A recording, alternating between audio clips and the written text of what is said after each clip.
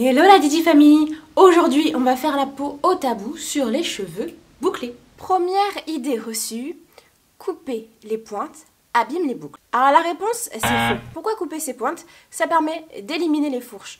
Le cheveu qui lui est irréparable. Si tu as des fourches, tes cheveux vont s'emmêler plus vite, vont être moins beaux. Couper ces fourches, cela élimine les risques de casse, le fait qu'ils viennent s'emmêler, mais ça n'influe pas du tout sur la boucle du cheveu. Si tu les coupes régulièrement, environ 0,5 cm, ça suffit largement. Au contraire, on a l'impression que les cheveux ont plus de corps, plus de vigueur et d'épaisseur.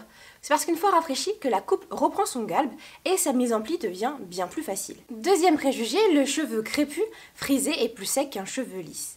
Eh bien, c'est vrai. Naturellement, le cheveu est sous forme de ressort et le sébum, qui est celui qui va venir lubrifier naturellement le cheveu, ne parvient pas au niveau des pointes, surtout dans les régions tempérées. Le sébum, pour imager, c'est du gras qui va venir un peu se solidifier en plus au contact du froid. Troisième préjugé, mon cheveu est abîmé, il est foutu. Alors, c'est vrai et c'est faux. Vrai parce que ça dépend de ce qu'il a vraiment. Est-ce qu'il a frit? Est-ce qu'il est tout fin? Est-ce que le cheveu est complètement mort? Mais attention, si c'était uniquement vrai, eh bien en fait, les soins réparateurs ne serviraient plus à rien.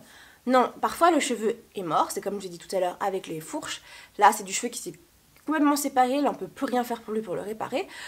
Alors qu'il y a quand même des soins qui peuvent venir un petit peu, les petites écailles qui commencent à venir se soulever, on peut venir un petit peu les réparer, permettre aux cheveux de devenir lisses et brillants, c'est à ça que servent les soins. Je vous ai fait toute une playlist de soins maison, n'hésitez pas à aller la voir dans le petit i, elle pourra vous être très utile. Autre préjugé, je n'ai pas les moyens de m'occuper de mes cheveux. Alors moi j'ai envie de te dire faux. Je vous ai fait une vidéo routine clarifiante pour les faucher. Il n'y a pas besoin de beaucoup d'argent pour pouvoir s'occuper de ses cheveux. Il vous suffit aussi parfois de venir piocher dans votre cuisine pour avoir les soins vraiment parfaits qui conviennent à vos cheveux et à vos besoins.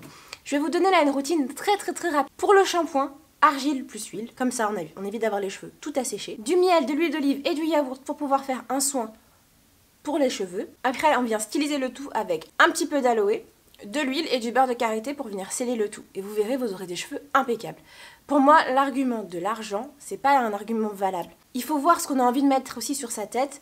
Et je pense qu'il vaut mieux prendre des produits peut-être même naturels, des produits de la cuisine, plutôt que des produits du commerce qui eux seront beaucoup plus chers et qui ne vont pas bien réagir avec votre peau, qui vont être plein de mauvais ingrédients. Donc il faut vraiment faire attention à ça. Et puis une fois que vous avez fini votre routine, si vous n'avez pas beaucoup de moyens, moi je vous conseille les coiffures protectrices. Tout simplement, on se fait 2 nattes collées, on se fait 4 nattes, puis après on vient juste les styliser, les accrocher pour pouvoir les garder comme ça le plus longtemps possible dans la semaine. Avant, quand je ne savais pas m'occuper de mes cheveux, je préférais largement faire des coiffures protectrices parce que je savais que ça allait au moins permettre à mon cheveu d'être protégé et d'être plus sain au fur et à mesure. Préjugé numéro 5, je ne peux pas avoir de belles boucles. Eh bien ça, c'est faux. Faux et archi faux. Après, tout dépend de ce qu'on appelle de belles boucles. En ce moment, il y a l'amalgame entre avoir des belles boucles et avoir des boucles définies. Je vais vous mettre 2 photos. Dis-moi celle que tu préfères. Celle de gauche, c'est pour les boucles définies. C'est le côté artificiel à la boucle. Tout le monde peut avoir les boucles qu'il veut. Il suffit juste artificiellement de savoir comment on le fait, mettre en forme le cheveu pour lui donner le pli que l'on souhaite. Ça, c'est pour tous les types de cheveux, de lisse à crépus. Et puis ensuite, à droite, ça sera les boucles. C'est l'état du cheveu, la façon d'avoir sa propre boucle.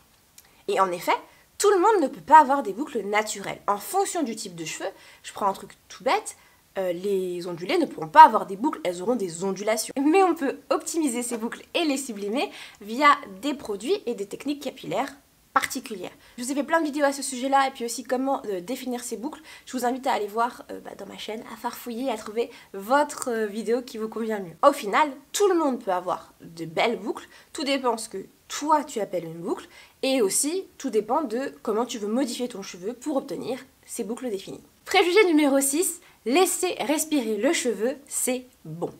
Alors là, je suis d'accord, c'est vrai. Mais attention, laisser respirer son cheveu, ça ne veut pas dire ne rien faire. Ça veut surtout dire arrêter de le tripoter tout le temps. Ça implique une routine au top, une routine qui sera bien ficelée pour ne pas avoir à toucher ses cheveux trop fréquemment. Une routine qui va venir maintenir l'hydratation jusqu'au prochain shampoing. N'oubliez pas que les casquettes, les perruques et les chapeaux compriment la chevelure et étouffent les cheveux en entravant la respiration capillaire. Donc oui, on laisse ses cheveux tranquilles, mais on en prend soin avant. Les coiffures protectrices qui vont capillotracter au niveau du cuir chevelu, on les oublie aussi. Et on oublie aussi toutes les agressions et les produits délétères. Pour qu'un shampoing nettoie vraiment, il doit mousser. Bon, ça c'est faux et archi faux. N'hésitez pas à aller voir cette vidéo par exemple sur le Rassoul qui est une argile qui vient tout à fait bien laver mes cheveux. Une formule douce et de qualité moussera de façon plus limitée. Pour une bonne utilisation, on doit en répartir l'équivalent d'une pièce de 50 centimes sur son crâne et puis ensuite venir masser 2 à 3 minutes. Moi je vous avoue, je mets un peu plus que 50 centimes, mais bon. Si un shampoing mousse à outrance, c'est pour plusieurs raisons, soit parce qu'on en a mis une trop grande quantité, ou pire, qu'il est bourré de détergent. Dans ce dernier cas, le shampoing va venir agresser le cuir chevelu, stimuler la production séboréique et à long terme abîmer le cheveu.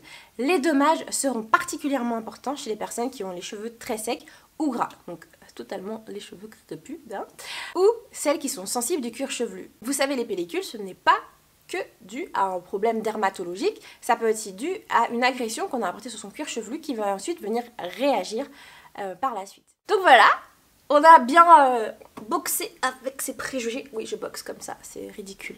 On a bien boxé les préjugés, j'espère que cette vidéo, elle t'a plu. N'hésite pas à t'abonner juste ici si ce n'est pas déjà fait en activant la cloche des notifications. Une vidéo juste ici que YouTube aura choisi pour toi parce qu'elle est censée te plaire. Et puis une playlist ici que j'aurai choisie moi pour continuer un peu plus longtemps ensemble. Je te dis à très vite pour une prochaine vidéo. Bisous la Didi Family.